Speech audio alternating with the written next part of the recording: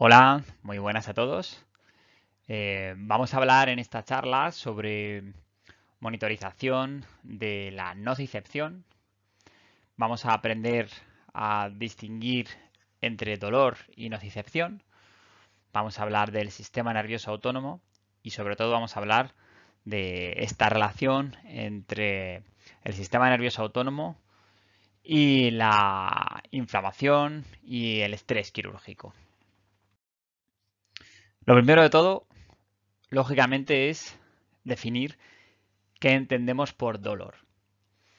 Porque muchas veces hemos hablado de dolor durante la anestesia y quizá tendríamos que ajustarnos a la definición de dolor para estar seguros de que estamos hablando correctamente. Bien, pues la IASP hace ya bastantes años que define el dolor como una experiencia sensorial y emocional desagradable, asociada o no a un daño tisular real o potencial. Pero en realidad lo más importante es esta primera parte de la definición, que es experiencia sensorial y emocional. Si se trata el dolor de una experiencia, de una sensación, de una emoción, claramente tiene que suceder en la parte más superior del sistema nervioso central, que es el córtex cerebral. Si hacemos un pequeño repaso de cuál es la ruta neurofisiológica del dolor, sabemos que todo comienza con un estímulo nocivo, un estímulo quirúrgico, en el caso de una cirugía, que activa una serie de interruptores o pulsadores, que son los nociceptores. Estos nociceptores están unidos a unos cables, que son estas fibras nerviosas, y que mediante el fenómeno de la transducción convierten esta señal externa o este estímulo externo en una señal eléctrica, que de momento solo es eso, solo es una señal eléctrica ascendente que trata de llegar hasta las estructuras superiores para avisar al sistema central, al córtex cerebral, de que algo está ocurriendo en el exterior. El siguiente paso de esta ruta es la transmisión, porque sabemos que las neuronas están interconectadas entre ellas, y existen por tanto unas interneuronas, porque no hay un cable o una fibra que vaya de cada uno de los nociceptores directamente a las estructuras corticales, sino que hay unos pasos intermedios. Bien, estos pasos intermedios son estas interconexiones interneuronales, y la forma que tienen las neuronas es mediante neurotransmisores. Por tanto, es fundamental conocer cómo se comunican las neuronas, cuál es su lenguaje, y si conocemos cuáles son los neurotransmisores que emplean para comunicarse, podremos actuar sobre ellos. Y de hecho, muchos de los fármacos que utilizamos en analgesia y anestesia actúan a este nivel, a nivel de los neurotransmisores. Si consiguiésemos cortar, además, la señal eléctrica a este nivel, fijaos, antes de que llegue incluso hasta la médula, tendríamos un control de la señal nociceptiva muy bueno. Muy bueno. Esto no lo consiguen muchos fármacos, pero sí que tenemos a nuestro alcance algunos fármacos, como por ejemplo son los anestésicos locales, que si los ponemos perineurales son capaces de cortar la transmisión y podríamos asemejarlos a un corte de un cable. Ya no hay señal eléctrica, ya no hay señal ascendente y ya nunca habrá posibilidad de que esta señal eléctrica alcance las estructuras superiores. Pero si esto no ocurre, si no tenemos este corte de la transmisión, la señal eléctrica llega hasta el asta dorsal de la médula, y es ahí donde ocurre uno de los fenómenos más complejos y más importantes para comprender la fisiología del dolor, que es la modulación. Sabemos que hay modulación ascendente, sabemos que hay modulación descendente, Ahora ya sabemos también que hay modulación fuera del asta dorsal de la médula. Y bueno, cada vez se conoce más de esta parte de la neurofisiología del dolor y cada vez sabemos que es más compleja. De forma muy resumida, podríamos decir que la modulación es eso que permite convivir con pequeños estímulos nocivos, como por ejemplo podría ser algo así. Esto ha generado una señal eléctrica mediante la transducción, la transmisión, llega hasta esta dorsal de la médula, pero algo tiene que ocurrir para que esto no se convierta en algo extremadamente doloroso para mí. Bueno, pues en gran medida es la modulación la que se encarga de que esto se convierta en algo compatible con mi día a día o mi rutina diaria. Así que lo que hace es atenuar en gran medida estas señales nocivas, esos estímulos nocivos. Algunas veces tendrá que aumentarlos, pero generalmente lo que va a hacer es tratar de atenuarlos. Bueno, esta señal no termina aquí en el asta dorsal de la médula, sino que va al lado contralateral y ahí toma el tracto espinotalámico para ascender hasta el último escalón, que es la percepción. La percepción ocurre en el córtex cerebral. Es aquí, en la corteza somatosensorial, donde se integra toda la información que llega de las estructuras subcorticales y donde se interpreta todas estas señales. Así que realmente podemos llamarle dolor cuando la señal nociceptiva llega a este nivel, porque aquí esta señal eléctrica es interpretada y se convierte en una sensación, en una experiencia desagradable, que es lo que venimos definiendo como dolor. Pero hasta que no llega aquí, no podríamos llamarle dolor. Por tanto, podríamos hacernos una pregunta que es fundamental para seguir comprendiendo todo lo que estamos hablando, y es que si realmente existe el dolor intraoperatorio. Hemos hablado muchas veces en anestesia del dolor durante la cirugía. Hemos dicho en términos coloquiales, espera que le duele, le voy a dar un analgésico que le duele, pero quizá tendríamos que ser un poquito más concretos a la hora de definir lo que está ocurriendo en anestesia. Para entender un poco lo que hacemos durante un proceso anestésico, vamos a imaginar este proceso, bueno, de una forma muy simplista, quizá excesivamente simplista, pero nos va a ayudar a comprenderlo. Aquí tenemos nuestro paciente en quirófano, al cual le vamos a hacer una estimulación quirúrgica y un daño tisular. Bien, esto va a generar una señal ascendente, una señal eléctrica ascendente mediante las fases que ya acabamos de ver, de transducción, transmisión, modulación, etcétera. ¿Para qué? Para tratar de llegar hacia las estructuras superiores del sistema nervioso central. Y así nosotros entonces tenemos dos grandes herramientas en anestesia para tratar de controlar esta situación. Tenemos, por un lado, lo que hemos llamado y mal llamado analgésicos, como por ejemplo la morfina. Es un opioide potente, sabemos que es un opioide potente, y lo vamos a representar con un obstáculo, porque la idea, la intuición, cuando hay un daño quirúrgico, es tratar de dar los mejores analgésicos que tengamos. Así que bueno, vamos a poner este ejemplo de un opioide potente como la morfina, que puede actuar a nivel periférico, a nivel espinal principalmente, y los vamos a representar con un obstáculo porque son eso, son obstáculos a la ascensión del estímulo nocivo. Es muy complicado, incluso a lo mejor casi imposible, que con una dosis, por muy alta que sea de morfina, nosotros seamos capaces de controlar completamente un estímulo quirúrgico. Y hemos vivido muchas veces en quirófano situaciones que que nadie quiere vivir, y es que nuestro paciente lleva analgésicos opioides, como puede ser la morfina o incluso ketamina, es decir, un montón de analgésicos, ¿vale? Veremos si eso es correcto decirlo así.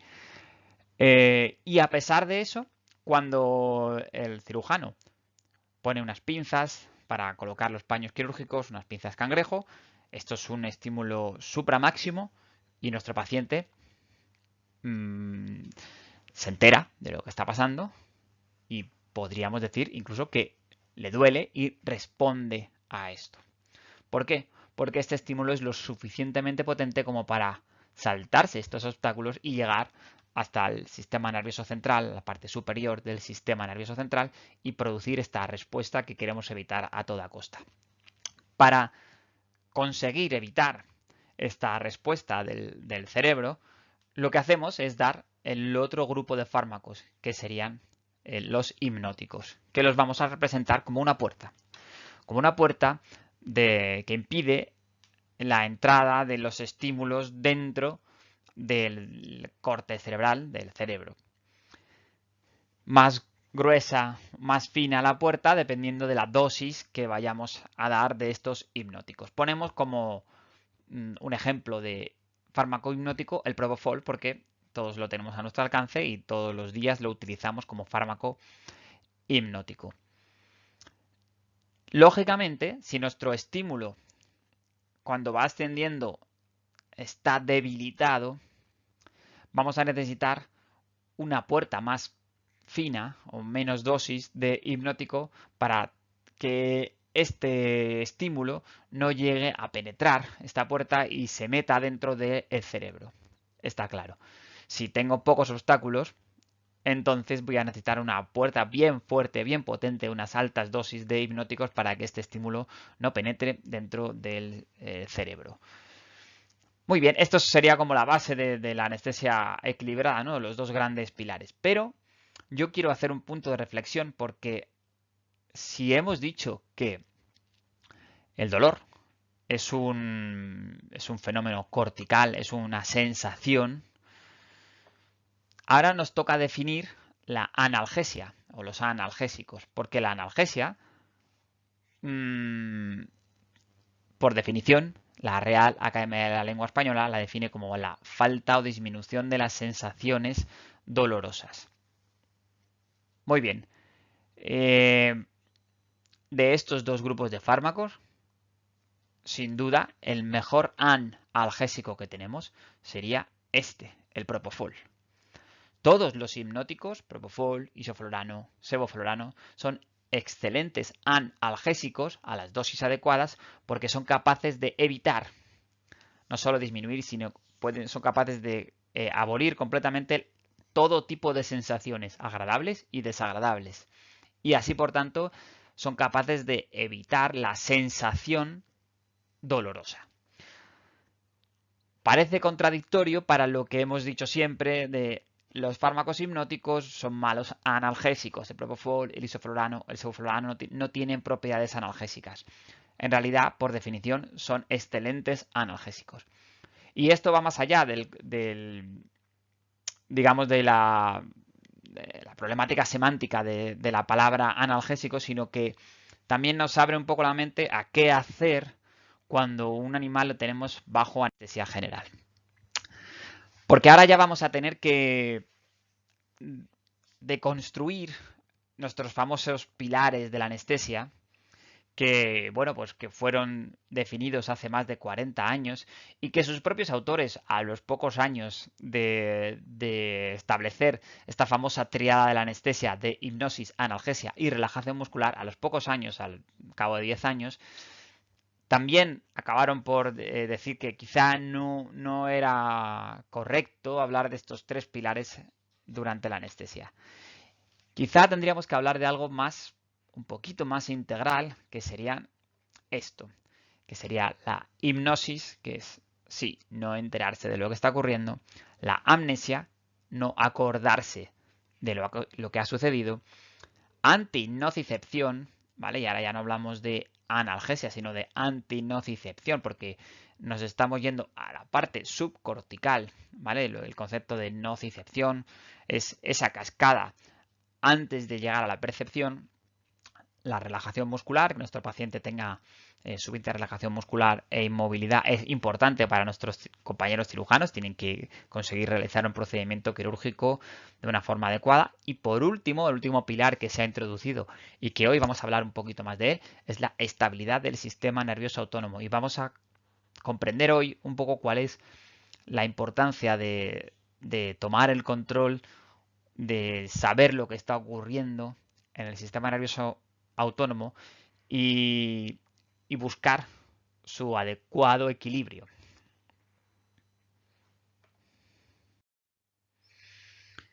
Así tenemos entonces los dos pilares corticales, inconsciencia y amnesia, que aunque hoy vamos a hablar de los más de la parte inconsciente, creo que debemos hacer un pequeño paréntesis sobre estos dos grandes pilares de la anestesia. Y yo creo que son los pilares fundamentales, los que están arriba de cualquier protocolo anestésico, cualquier procedimiento anestésico deberían estar en el pilar número 1, arriba del todo. Nuestro paciente no debería nunca enterarse y nunca acordarse de lo que está sucediendo ni de lo que ha sucedido.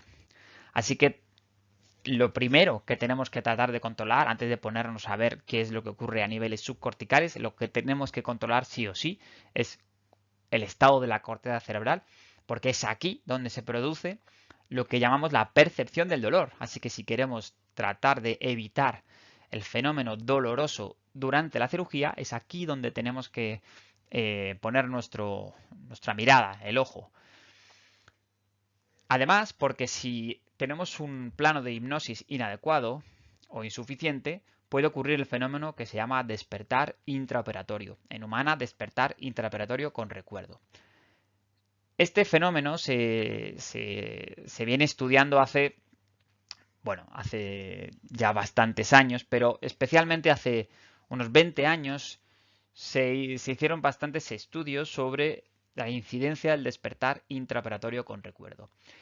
Y este es un trabajo, yo creo que paradigmático, el trabajo de Peter Siebel, que estableció que la incidencia del despertar intraoperatorio en medicina humana estaba de 1 a 500 a 1 de cada 1000 anestesias aproximadamente. Eso quiere decir que 1 de cada 500 a 1 de cada 1000 personas que entraban en quirófano hace 20 años se enteraba durante el procedimiento quirúrgico de algo y lo recordaba además. Algo dramático, si lo pensamos bien, porque es algo que cualquiera de nosotros tendría pánico a esta situación. Y la incidencia pues era mucho más alta de lo que se pensaba antes de realizar estos estudios.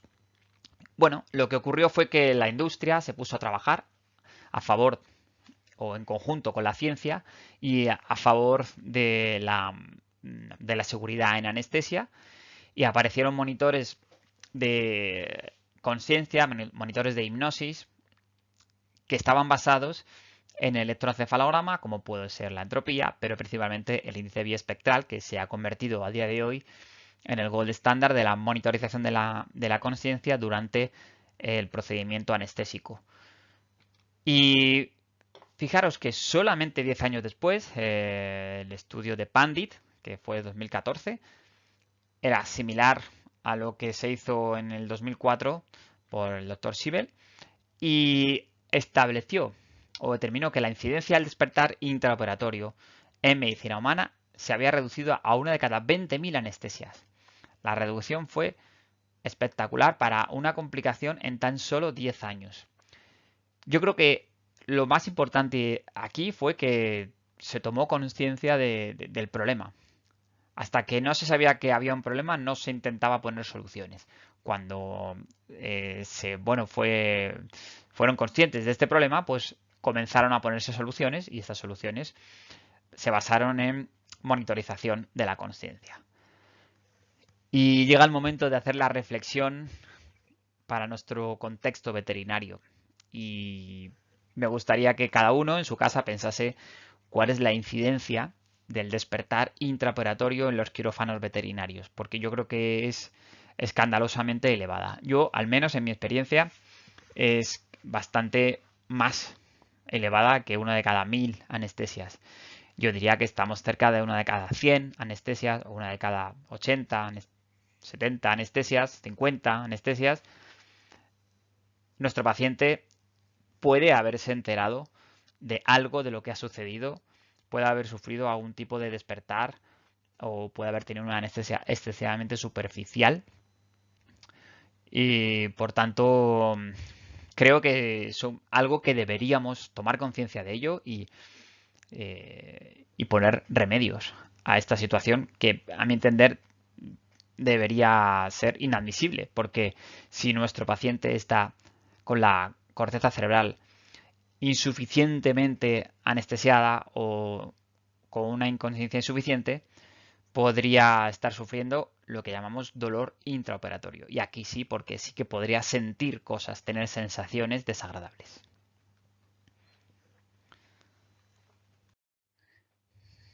Pero ahora nos vamos a bajar un poquito más abajo de lo que sería el corte cerebral y nos vamos a ir a las estructuras subcorticales. Y aquí por debajo de la corteza cerebral es donde se producen el resto de estos pilares que hemos hablado de antinocicepción, inmovilidad y estabilidad del sistema nervioso autónomo. Esta situación que vemos aquí en un perro con una taquicardia, hipertensión, 162 latidos, 141 de media, nosotros con solo esta información que os estoy mostrando en este pequeño vídeo, no podríamos decir que este animal está teniendo dolor. Y muchas veces es lo que hemos hecho en anestesia. Hemos visto esto y hemos dicho, espera, este paciente tiene dolor, voy a darle algún analgésico. Bueno, lo que estamos viendo aquí es una respuesta inconsciente. Taquicardia, hipertensión, son respuestas inconscientes. No podríamos llamarle dolor intraoperatorio si no evaluamos el estado de la corteza cerebral.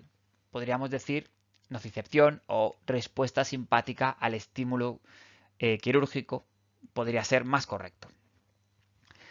Pero el hecho de que sea una respuesta inconsciente, que sea una respuesta del sistema nervioso autónomo fundamentalmente, no quiere decir que no haya que tratarla. Por supuesto que hay que tratarla. No podemos dejar a un paciente en taquicardia e hipertensión aunque tenga la corteza cerebral bien dormida y no esté sufriendo dolor. ¿De acuerdo? Hay una serie de respuestas neuroendocrinas y ahora veremos también relacionadas también con el estado inflamatorio que que nos obligan a tratarlas también. En este ejemplo que tenemos aquí, solo por aprender a diferenciar el dolor y la nocicepción, ¿vale? Podríamos ver que esto es un perro que ha sido atropellado. Esto que tenéis aquí es donde debería estar el ojo y la cuenca orbitaria está arrasada. Este paciente nos llegó al hospital y lo primero que se nos ocurrió obviamente es dar infusiones de fármacos opioides, ketamina, empezamos a monitorizarlo, bueno, y vemos esto, 120 de cardíaca, 124 de media, 163 de sistólica, vemos que este paciente tiene una respuesta simpática, pero este paciente no está anestesiado. Este paciente está aún con la corteza cerebral despierta y por tanto hay respuesta cortical, así que podríamos decir que esto podría en este caso acompañarse de respuesta dolorosa. Pero esta misma imagen de nuestro monitor, taquicardia e hipertensión durante una cirugía, por ejemplo, de la colocación de unos fijadores externos en una cirugía de trauma para una fractura, si vemos esto y nuestro paciente está correctamente anestesiado, lo único que podemos decir es que hay una respuesta simpática al estímulo nociceptivo. Es bueno, más largo, quizá más enrevesado o más pedante que decir, espera que le duele, pero es lo que está ocurriendo, ¿vale? Sería más correcto hablar o decir esto. ¿Cuál sería mi algoritmo de actuación durante la anestesia? Bueno, eso es un algoritmo propio, ¿vale? No tiene, vaya, que no tiene No puedo poner ninguna referencia de esto porque es un algoritmo propio de actuación, cómo hago yo las cosas en mi día a día en anestesia. ¿Cuál es nuestro marcador de alarma? Principalmente la frecuencia cardíaca y la presión arterial, ¿vale? Son los que primeros nos van a llamar la atención en nuestros monitores convencionales.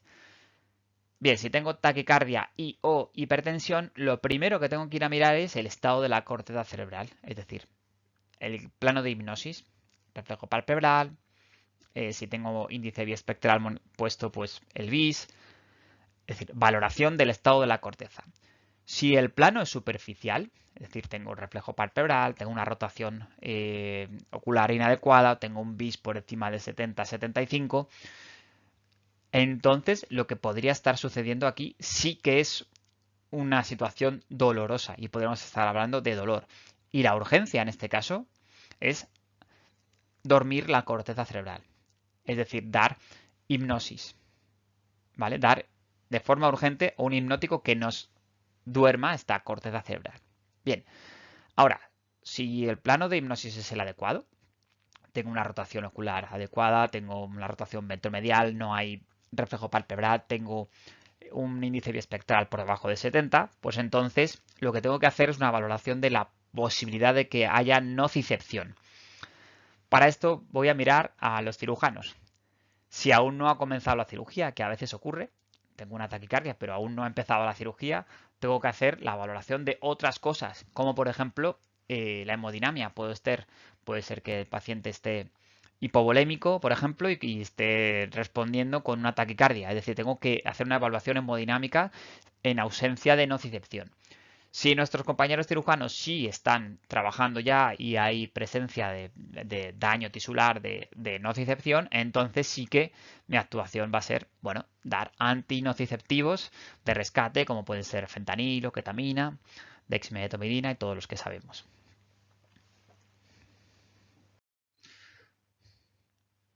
Vamos ahora a entonces meternos en ya hablando de por debajo de la corteza cerebral, del control del sistema nervioso autónomo.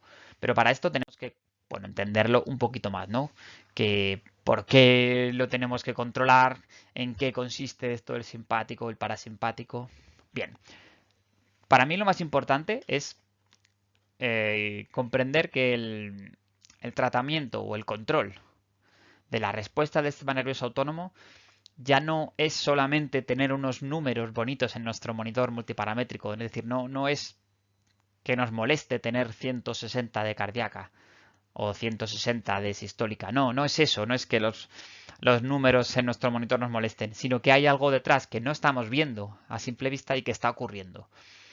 Y esto que está ocurriendo en realidad es lo que se llama el estrés quirúrgico, la respuesta de estrés a la cirugía o a cualquier traumatismo. Algo, esto de la respuesta de estrés que ya se viene estudiando hace bastantes años, hace más de 20 años también, que se habla bastante de la respuesta de estrés.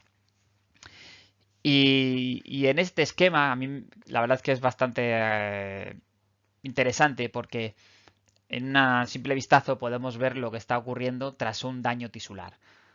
Cuando aparece lo que se llama el daño tisular, lo primero es una respuesta proinflamatoria. Se liberan interleuquinas 1, interleuquinas 6, factor de necrosis tumoral alfa, etc. Bien, posteriormente a esto le sigue una respuesta antiinflamatoria con otra serie de sustancias, otras interleuquinas diferentes, que digamos que tratarían de contrarrestar esta situación proinflamatoria. Bueno, lo interesante para mí de los últimos años es que se ha descubierto una relación íntima entre el sistema simpático y un estado proinflamatorio y el sistema parasimpático y un estado antiinflamatorio. Esto es para mí súper interesante porque nos confiere nuevas herramientas para tratar el estado inflamatorio y es controlar el sistema nervioso autónomo. Fijaros este trabajo que no es de anestesia, pero es muy interesante también porque hace más de 20 años se estudió la relación que había entre el tratamiento con simpático miméticos, ¿vale? Y beta bloqueantes con las sustancias pro y antiinflamatorias. Lo que vieron aquí en este trabajo es que los pacientes que recibían infusiones de dopamina, un simpático mimético, tenían mayores niveles de interleuquina 6, que sabemos que estimula o que son estimuladas en las situaciones de proinflamación. Así que ya sabíamos hace tiempo que esto sucedía. Incluso fijaros una editorial del año 99 en la revista Anesthesiology, quizá una de las mejores revistas de anestesia de medicina humana, se hacían esta pregunta, ¿no? Si no era el momento ya de tomar el control del sistema nervioso autónomo durante la anestesia. ¿Por qué? Porque vieron que había un aumento de la mortalidad en los pacientes en los que el sistema nervioso autónomo no era controlado adecuadamente. Por eso se empezó a plantearse la posibilidad de incluir esto de la estabilidad del sistema nervioso autónomo como un pilar de la anestesia, ¿vale? Y ya se habla en esta editorial del año 99 también de cómo evaluar el sistema nervioso autónomo, y se empezó a ver que una de las posibilidades era pues evaluar la variabilidad de la frecuencia cardíaca, algo que los cardiólogos venían usando también de hace muchos años atrás, para ver este equilibrio entre el simpático y el parasimpático, la variabilidad de la frecuencia cardíaca. Y creo que en anestesia ya hace unos años también que podíamos haber empezado a mirar un poco este concepto, este parámetro de variabilidad de frecuencia cardíaca, que no es tan complicado como vamos a ver ahora después de evaluarlo, o que al menos tenemos tecnología para evaluarlo. Hacemos un pequeño resumen de en qué consiste el sistema nervioso autónomo. Sabemos que hay dos sistemas, el simpático y el parasimpático, que están muy relacionados, pero que son sistemas diferentes. De hecho, el sistema parasimpático tiene sus propias fibras, sus propios ganglios, sus propios neurotransmisores y sus propios receptores muscarínicos y nicotínicos. El sistema simpático tiene sus propias fibras, tiene sus propios ganglios, tiene sus propios neurotransmisores, adrenalina, noradrenalina, y sus propios receptores, los alfa y beta adrenoceptores. ¿De acuerdo? ¿Están relacionados entre sí el simpático y el parasimpático? Sí, están muy relacionados y interactúan entre sí, se hablan, pero son dos sistemas diferentes. Y sabemos que cada órgano tiene inervación, o al menos casi todos los órganos tienen inervación del simpático y del parasimpático. Pero cuando se produce un estímulo quirúrgico, se activa el simpático y el parasimpático. Los dos sistemas se están activando y tenemos que dejar de verlos como una balanza, ¿no? Directamente, cuando uno sube directamente el otro automáticamente baja, sino que es el sumatorio de dos sistemas que se activan a la vez. Lo que pasa es que el resultado final de la activación de una cantidad de simpático y una cantidad de parasimpático será, es decir, la frecuencia cardíaca no puede estar alta y estar baja a la vez. La frecuencia cardíaca es o está alta o está baja. Entonces eso generalmente es porque hay un predominio del simpático o del parasimpático, ¿no? Entonces sí, generalmente en anestesia, en cirugía, lo que tenemos es un predominio del sistema simpático. Eso es lo más frecuente. Y por tanto lo que vamos a ver cuando tenemos un predominio del sistema simpático, lo que hemos visto de forma tradicional es aumento de la presión arterial y aumento de la frecuencia cardíaca. Esta situación que tenemos aquí en este monitor de hipertensión, taquicardia, es, digamos, la respuesta típica del estímulo quirúrgico mal controlado. Vale, sabemos también que el sistema nervioso simpático, que es el que más nos va a preocupar en anestesia, porque es el que más vamos a tener que controlar, y para eso tenemos que conocerlo bien. Sabemos que tiene diferentes receptores adrenérgicos. Receptores alfa, receptores beta y receptores dopa. Bien, los receptores alfa para mí son los más importantes en veterinaria, porque se encuentran sobre todo en el lecho vascular, y la respuesta alfa en los perros, sobre todo en los perros, es muy muy potente. Es decir, el tono vasomotor se modifica muy rápidamente en los perros en anestesia. Y esto es lo que va a producir esta vasoconstricción, este aumento de la poscarga que vamos a ir viendo después. También se activan los receptores beta, por supuesto, y ahí sobre el corazón, produciendo un aumento de la frecuencia cardíaca. ¿Vale? Y esto también ocurre en veterinaria, por supuesto, en los perros y por supuesto en los gatos. Pero creo que es muy importante conocer que la respuesta alfa, la respuesta vascular, es muy potente en los perros. La cuestión es que si somos capaces de evaluar bien la nocicepción o la respuesta nociceptiva solamente con presión arterial y frecuencia cardíaca, que es lo que hemos hecho hasta ahora. Bueno, este trabajo de Sandra Fogne es para mí también muy bonito porque la verdad es que está muy bien hecho. Es en medicina humana, pero es muy aplicable a cualquier situación quirúrgica.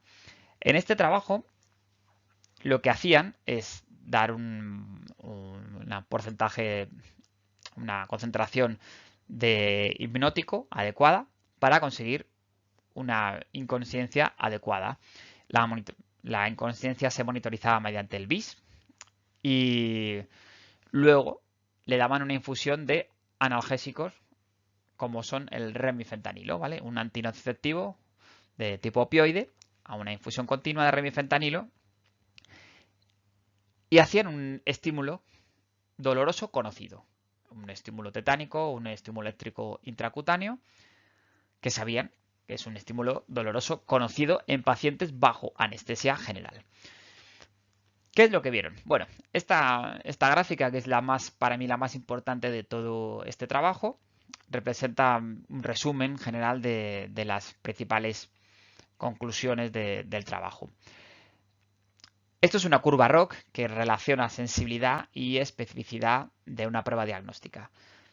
Ante este estímulo tetánico doloroso conocido, lo que veían es que el BIS, ¿vale? Que es esta línea que tenemos aquí, no tiene sensibilidad y especificidad ninguna para detectar este estímulo doloroso, pero que tampoco lo tiene ni la frecuencia cardíaca ni la presión arterial, que son las líneas morada y naranja. Es decir, ni la presión arterial ni la frecuencia cardíaca eran capaces de detectar de forma sensible y específica este estímulo doloroso. Y sin embargo, los nuevos monitores de nocicepción, que son estos que tenéis aquí en azul, en verde y en rojo, sí eran capaces de detectarlo de una forma sensible y específica. De hecho, este que tenéis aquí en rojo, digamos, sería el más sensible y específico de todos estos nuevos monitores, que es el monitor ANI, que es la versión de humana del PTA, que vamos a ver un poquito más adelante. Así que vamos a hablar ahora un poco de cuáles son estos monitores de nocicepción o estrés quirúrgico, podríamos decirle, que ya sabemos que tienen una relación íntima. Y vamos a hablar un poco de la perspectiva veterinaria, porque sí hay bastantes cosas en medicina humana, pero bueno, nosotros estamos en un contexto veterinario y sabemos que empieza a haber ya pues cierto interés y cierta bibliografía sobre este tema. Fijaros, esto es una revisión que se publicó el año pasado sobre los monitores de nocicepción. Esto quiere decir que si en veterinaria empiezan a aparecer ya revisiones bibliográficas, es que, punto número 1, hay interés, punto número 2, hay cierta evidencia ya del tema. Quizá el monitor que más evidencia científica tiene a día de hoy, sin duda, es el PTA.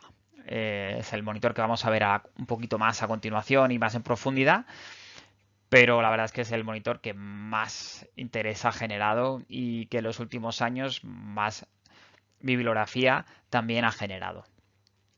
Especialmente en el periodo intraoperatorio, aunque hay algún trabajo también que está evaluando el PTA en el periodo postoperatorio. Pero yo me voy a centrar especialmente en el periodo intraoperatorio. Bueno, vamos a ver en qué consiste este monitor, el monitor del tono parasimpático. Lo importante es saber que se basa en algo tan sencillo como un ECG.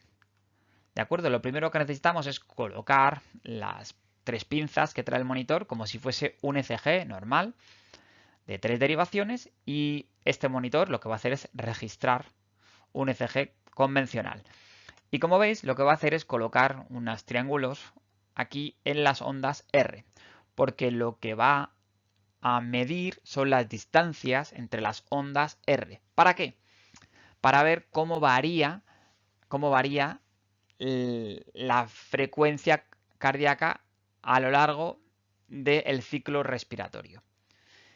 Esto es la variabilidad de la frecuencia cardíaca que hablábamos antes, algo que los cardiólogos hace bastantes años vienen midiendo y le dan mucha importancia y hablaban bueno, de salud del sistema cardiovascular cuando había una variabilidad de la frecuencia cardíaca muy elevada. Bueno, pues en anestesia podemos medir esta variabilidad, de acuerdo, midiendo las distancias entre las ondas R, porque sabemos que no todas las ondas R están a la misma distancia. ¿Por qué? Porque durante el ciclo respiratorio tenemos una influencia del simpático en la inspiración, lo que hace que aumente la frecuencia cardíaca, y una influencia del parasimpático durante la expiración que hace que se disminuya la frecuencia cardíaca. Bueno, esto que llamamos arritmia sinusal respiratoria y que hemos dicho que era fisiológica en los perros, pero no tanto en los gatos, en los humanos, en realidad todos los animales tienen esta arritmia sinusal respiratoria cuando están respirando, porque hay cierta influencia o predominio del simpático en la inspiración y predominio del parasimpático en la expiración. A mayor variabilidad, quiere decir que tenemos un equilibrio del simpático y el parasimpático mejor conseguido. Bueno, lo que hace este monitor es medir la variabilidad de la onda R, hace un análisis espectral, que es la representación gráfica de ese análisis, lo vemos aquí, en este tacograma que vemos aquí, que serían este área bajo la curva, y esto nos va a dar un número que el monitor llama energía, que es la activación total del sistema nervioso autónomo. Un valor importante, porque digamos que sería la cantidad de energía que tienes para repartir ¿entre qué? Entre el simpático y el parasimpático. Como sabemos que en anestesia nosotros lo que queremos es tener al simpático bajo control y tener un parasimpático predominante, por tanto, lo que vamos a evaluar sobre todo es el nivel del tono parasimpático, el porcentaje de toda la activación del sistema nervioso autónomo que es sistema nervioso simpático, perdón, parasimpático. Bien, pues estos números que tenemos aquí, son digamos, el porcentaje de parasimpático de todo el sistema nervioso, de toda la activación del sistema nervioso autónomo que tenemos. Si tenemos 100, digamos que tendríamos un predominio del 100% del tono parasimpático. Tenemos dos valores, uno promediado a 3 minutos, uno promediado a 1 minuto, digamos uno que tiene de respuesta más lenta, uno de respuesta más rápida. Pero nosotros en principio nos vamos a guiar sobre todo por el amarillo. Al menos a mí me gusta por el amarillo, que es el más rápido, es el más inmediato, el que me está diciendo lo que está ocurriendo prácticamente en este momento, en los últimos segundos casi. ¿Vale? Aunque no actuemos por lo que nos diga una variación inmediata de este valor del PTA en amarillo, porque quizás a veces cambios demasiado rápidos, pero a mí es el que me pone alerta de forma más rápida. Es verdad que el valor de energía también nos podría dar una alerta, e incluso el patrón del tacograma que nos muestra aquí el monitor también nos puede dar una alerta cuando se estrecha.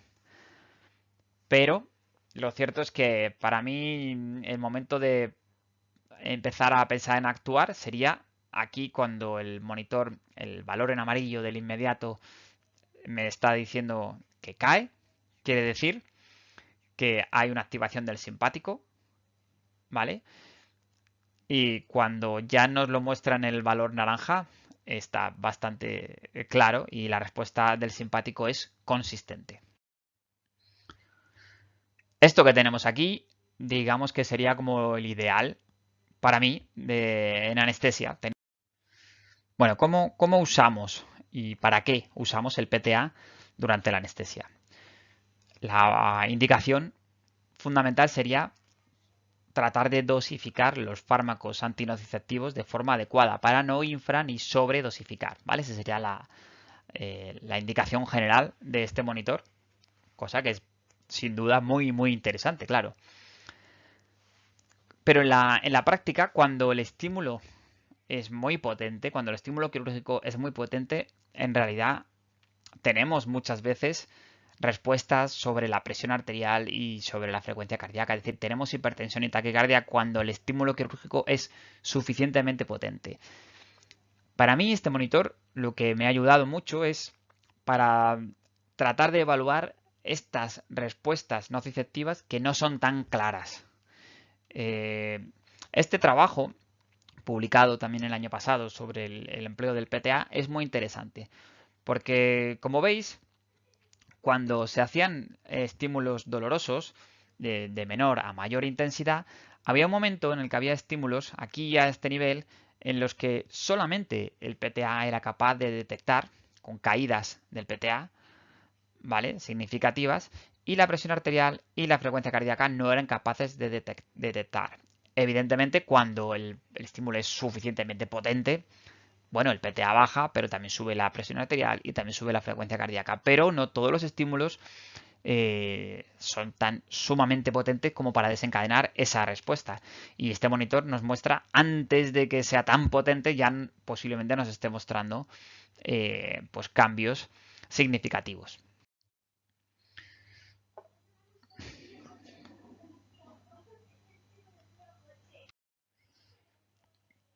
Hay algunos usos en el futuro que seguramente pues nos van a aparecer y que ya en humana tienen una clara evidencia, y es la predicción del dolor posoperatorio. Porque se sabe que si un paciente tiene un PTA bajo, en el caso de humanos, un ANI, que es el monitor eh, de humana del tono parasimpático, si tiene un ANI o un PTA bajo antes del despertar, nos puede estar indicando que este paciente va a tener dolor en el posoperatorio inmediato. Y también sé que están trabajando algunos compañeros en Latinoamérica con este monitor del tono parasimpático en el caso del dolor crónico. Sin duda es un área súper interesante, pero en mi opinión bastante compleja porque tenemos que tratar de diferenciar aquí lo que sería el estrés psicógeno de un paciente que está en una clínica veterinaria de lo que sería el estímulo simpático producido por un estímulo nociceptivo.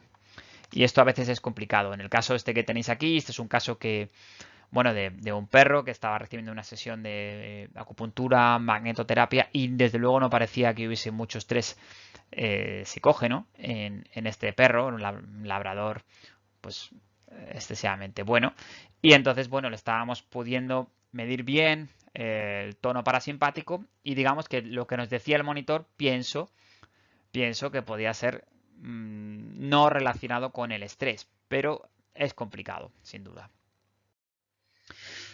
Para ir acabando, vamos a ver dos casos clínicos, uno un poquito más complejo de entender y otro muy sencillo de comprender, pero dos casos muy rutinarios, digamos, de nuestra clínica del día a día.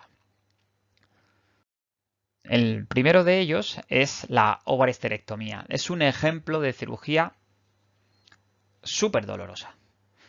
Lo hacemos todos los días en nuestro hospital, en nuestra clínica. Sí, está claro que es una cirugía que hacemos de forma rutinaria, pero es una cirugía con una implicación dolorosa muy potente. Generalmente, la respuesta del sistema nervioso autónomo es predominantemente simpática y predominantemente alfa, ¿vale? Y esto es importante porque tenemos unos efectos vasculares muy marcados. Y algunas veces no vemos incluso taquicardia, pero sí vemos esta vasoconstricción, palidez de mucosas. Si medimos la presión arterial de forma invasiva, vemos cómo se produce esta reducción de la presión de pulso, este aumento de la sistólica y la diastólica. Es decir, una respuesta vascular muy potente. Esto es lo que vemos en el monitor del PTA cuando hacemos la tracción del primer pedículo ovárico. Fijaros que venimos de un control muy bueno del tono parasimpático, del tono simpático, ¿vale? Estamos en un PTA alrededor de 85 más o menos toda la cirugía, hasta que el momento que se tira del primer ovario y se viene abajo, se viene hasta 25, 30 el valor de PTA, y durante la tracción del pedículo del segundo ovario nos ocurre prácticamente lo mismo. Esto lo que nos está indicando aquí que hay una activación del sistema simpático, claramente. ¿Y qué vemos o qué ocurre en la parte hemodinámica cuando tenemos esto? Pues lo que vemos es un aumento de las resistencias vasculares por esta respuesta alfa adrenérgica que hemos dicho que tiene. Esto hace que aumente la poscarga mucho y de forma muy rápida, y entonces hace que que se reduzca el gasto cardíaco. Y vemos, esto es un monitor de gasto cardíaco, de Doppler esofágico, vemos como la caída del gasto cardíaco es muy significativa durante el primer ovario y durante el segundo ovario lo mismo. Si os fijáis, se parece mucho a lo mismo que teníamos antes, es decir, porque van de forma paralela esta respuesta del sistema nervioso autónomo, respuesta simpática, y en la respuesta o digamos el desequilibrio hemodinámico también ocurre de forma paralela, así que deberíamos haberlo tratado mejor. ¿Qué es lo que solemos hacer? Bueno, pues tenemos anestésicos generales, que también la anestesia general es un buen control del sistema simpático, ¿vale? Los analgésicos o antinociceptivos, por decirlos de forma más exacta, sistémicos, como pueden ser fentanilo, ketamina, que también los damos. Bloqueo epidural, bloqueos periféricos, bloqueo de cuadrado lumbar, es yo creo que la mejor solución, porque recordad que cuando ponemos los anestésicos locales de forma perineural se produce un bloqueo de la transmisión, y por tanto esto es el mejor analgésico que podemos tener a nuestro alcance. Y si lo podemos hacer, lo debemos hacer, ¿vale? Porque es la forma más eficaz. Pero también tenemos otras alternativas, como el uso de los beta bloqueantes, ¿vale? Porque estamos todo el rato hablando de actuar sobre el sistema simpático, que es el que queremos bloquear, el que queremos controlar. Y esto del beta bloqueo como una alternativa a los analgésicos convencionales no es algo novedoso, ¿vale? Es decir, es algo que se viene utilizando hace ya bastante tiempo en medicina humana. Como decimos, lo que queremos es conseguir un bloqueo del sistema nervioso simpático, ¿vale? Bloqueo alfa, bloqueo beta. Y aquí, muy importante también el bloqueo alfa, ¿vale? El que produce vasoconstricción, el bloqueo alfa, porque el bloqueo beta es el de la taquicardia, también lo queremos bloquear. Pero aquí a veces durante la esterectomía ocurre a veces vasoconstricción sin taquicardia, y esto es porque hay mucha activación alfa adrenérgica. Vale, lo ideal, producir un bloqueo simpático completo o casi completo, como puede ser pues un bloqueo epidural. Nosotros desde hace pues más de 10 años, la verdad es que la esterectomía la hacemos siempre con una anestesia epidural, o a veces con algún bloqueo periférico tipo cuadrado lumbar, pero la verdad yo en mi caso particular utilizo casi siempre una anestesia epidural para todas las ovarectomías, tanto en perra como en gata. Y bueno, hace unos años publicamos un trabajo de revisión, un retrospectivo, en el que vimos que la técnica epidural era la única capaz de controlar completamente esta respuesta simpática que se producía a la tracción de pedículo ovárico, y que era superior su control al fentanilo o la ketamina. Pero una alternativa que podemos utilizar, y que cuando no hacemos bloqueos locorregionales de anestesia locorregional como una epidural, utilizamos a veces bloqueantes del sistema adrenérgico, concretamente alfa-beta bloqueantes.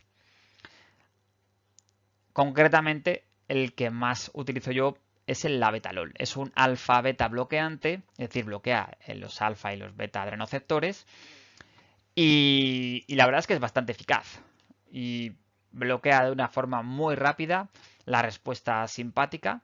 Como veis aquí, bueno, algunos casos que os traigo, simplemente es como veis que aumenta la presión arterial tras la tracción del pedículo ovárico y tras la administración de la betalol se reduce la presión arterial, y lo mismo que ocurría en el gasto cardíaco, que hemos dicho que por el aumento de la poscarga caía el gasto cardíaco, pues tras la administración de la betalol sube de forma muy significativa. Es decir, un buen control de la respuesta simpática. Esto ya os digo que no es algo novedoso. En humana no. Llevan bastante tiempo haciendo control de la respuesta simpática con beta bloqueantes. Este trabajo de hace ya unos años es muy interesante porque hacían dos grupos en cirugía laparoscópica. Uno que llevaba un beta bloqueante, en este caso en medicina humana utilizan mucho más el esmolol, y el grupo esmolol y el grupo control. Y lo que veían es que en el grupo esmolol prácticamente ninguno de los pacientes o muy poquitos pacientes necesitaban analgésicos de rescate, y sin embargo en el grupo control, en el que no le habían puesto esmolol como beta bloqueante, el 73% de los pacientes necesitaban analgesia de rescate, es decir, necesitaban fentanilo de rescate. Esto es desde luego unas diferencias muy importantes. Bien, pero esto, lo interesante para mí es que no solamente durante la cirugía los efectos, sino que esto que estamos haciendo, controlando el sistema simpático, puede tener efectos para medio y el largo plazo, es decir, el control de la inflamación. Si no, fijaros, esto es bueno, es un metaanálisis, y lo que concluyen es que el empleo intraoperatorio de beta bloqueantes, ¿vale? Control del sistema simpático, ¿vale? Reduce la necesidad de analgésicos posoperatorios. Y además lo reduce de una forma bastante significativa.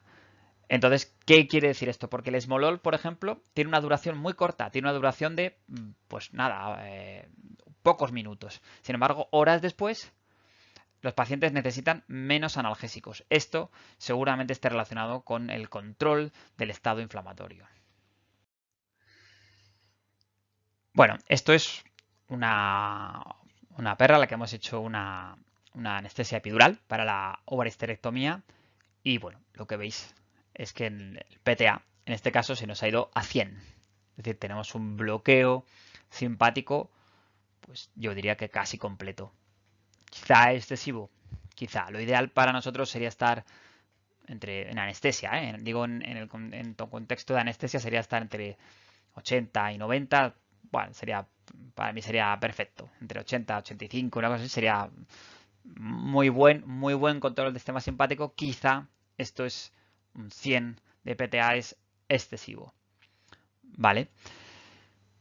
Las consecuencias de esto es que muchas veces tener un bloqueo simpático tan potente nos va a llevar muchas veces a un estado de vasodilatación y cierto grado de hipotensión, como veis aquí.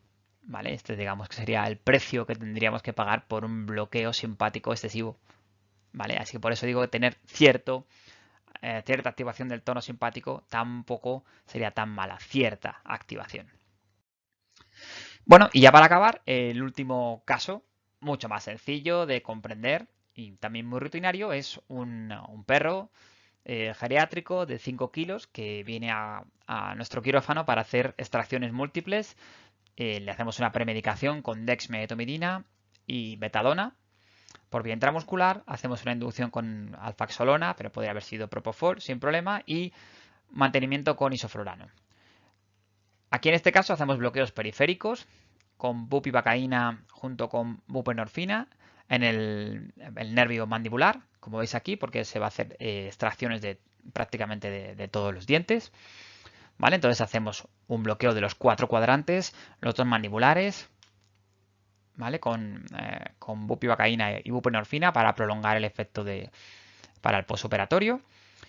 Y también hacemos, ¿vale?, bloqueo del nervio maxilar en abordaje infraorbitario mediante un catéter, como veis aquí, la técnica publicada por Jaime Vizcasillas hace unos años, para bloquear el nervio maxilar en la fosa pterigopalatina. Y para llegar a la fosa palatina, lo que hacemos es colocamos un catéter venoso para no dañar en esa zona el nervio ni los vasos que hay. Bueno, la cuestión es que el bloqueo del nervio maxilar funciona muy bien y lo sabemos, así que cuando estamos haciendo las extracciones en las arcadas superiores no hay ningún problema, pero cuando nos vamos a la arcada inferior ya sabemos que los bloqueos del nervio mandibular, estos a veces, o del alveolar inferior, a veces fallan en un porcentaje elevado, un 10-15% de estos bloqueos fallan. Y entonces, ¿qué es lo que tenemos? Lo que tenemos es una respuesta simpática, taquicardia e hipertensión. Y si nos vamos a nuestro PTA, lo que vemos es que veníamos de un control del sistema nervioso autónomo muy bueno, que estábamos alrededor de 90 de PTA, 90-95 de PTA, y cómo cae hasta 20-30 de PTA de forma brusca, en pocos minutos, lo que nos está diciendo que hay una respuesta simpática muy clara. Nosotros lo que hacemos en este momento es dar antinociceptivos de tipo fentanilo, remifentanilo, es decir, algún opioide. También podemos dar alguna ketamina y idealmente, si podemos, es realizar un nuevo bloqueo periférico, porque sería lo que mejor conseguiría este bloqueo del sistema simpático, sin duda, la respuesta nociceptiva. Después en este caso, optamos por dar fentanilo, en nuestro caso, y lo que obtuvimos fue un control del sistema simpático. Veis que ya nos quedamos en un PTA alrededor de 70-75, más que adecuado, ¿vale? Pero ya desde luego no en ese casi 100 o bloqueo completo que teníamos antes de comenzar las extracciones de la arcada inferior, que es donde nos falló nuestro bloqueo. Bueno, nada más, hasta aquí esta charla y espero que haya sido de utilidad para todos vosotros y que hayáis disfrutado con ella. Muchas gracias.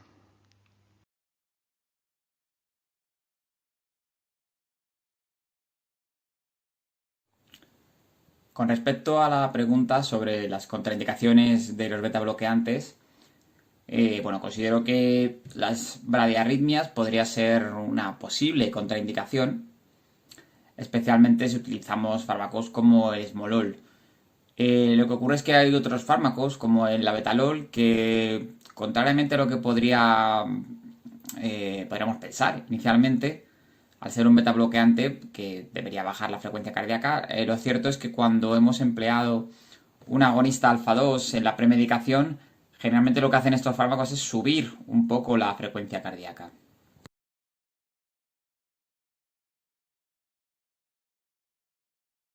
Sobre la pregunta de el empleo de bloqueantes neuromusculares en cirugía oftalmológica, creo que es un requerimiento más de los cirujanos.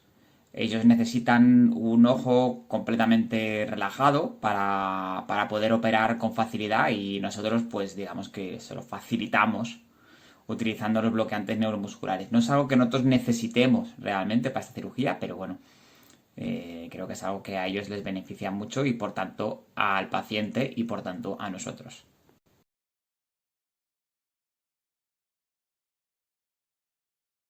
La hipotensión que se produce cuando tenemos un bloqueo simpático completo normalmente requiere de tratamiento.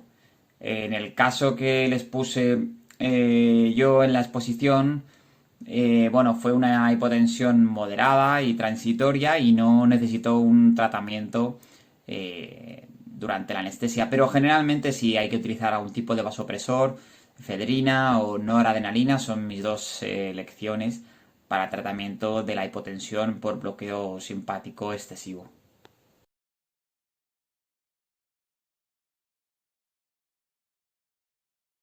Para la epidural, en el caso de cirugía de ovaristerectomía, yo generalmente hago la perra un abordaje lumbo-sacro con aguja de punta tuboy y dosifico a 0,1 mililitro por cada centímetro de distancia occipito-coccígea con lidocaína al 1 o al 2%, dependiendo del tamaño del perro, porque algunas veces hay que calcular bien la dosis total de lidocaína y algunas veces estamos sobrepasando la dosis incluso tóxica. Es decir, que calculo el volumen y después calculo la dosis que sale para que no sea superior en ningún caso a 20 miligramos por kilo, que es una dosis que no deberíamos pasar en el perro. En el gato hago un abordaje sacrococigio siempre a una dosis de 0,3 mililitros por cada kilo de peso del animal y con lidocaína normalmente al 2%.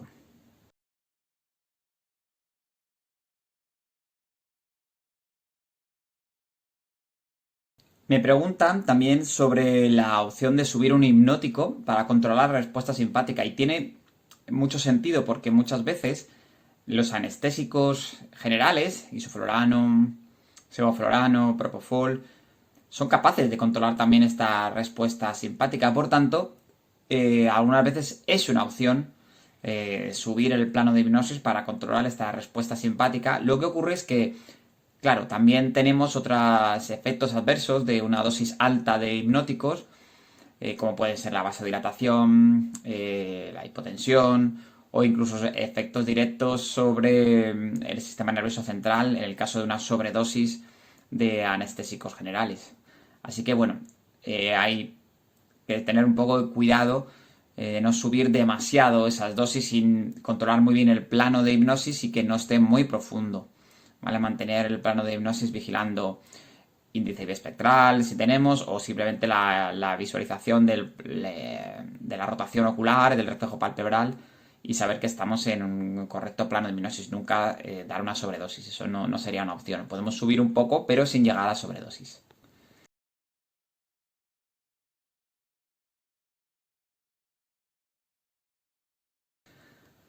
Y la última pregunta es interesante porque hablan de qué beneficios le podría dar al propietario, tutor de los animales el empleo del monitor de PTA. Bueno, yo creo que si tuviese que contárselo a un propietario, porque no es fácil de contarle a un propietario este tipo de monitorización, le diría que si soy capaz de controlar una parte muy importante de su sistema nervioso, que es el sistema nervioso autónomo, soy capaz entonces de controlar los cambios cardiovasculares que producen y también el estado inflamatorio que se produce por un desequilibrio del sistema nervioso autónomo. Y creo que esto va a redundar en una mejor recuperación. Y bueno, no es fácil, pero creo que podría explicárselo así. Bueno, pues nada más. Muchísimas gracias a todos por estas preguntas tan interesantes.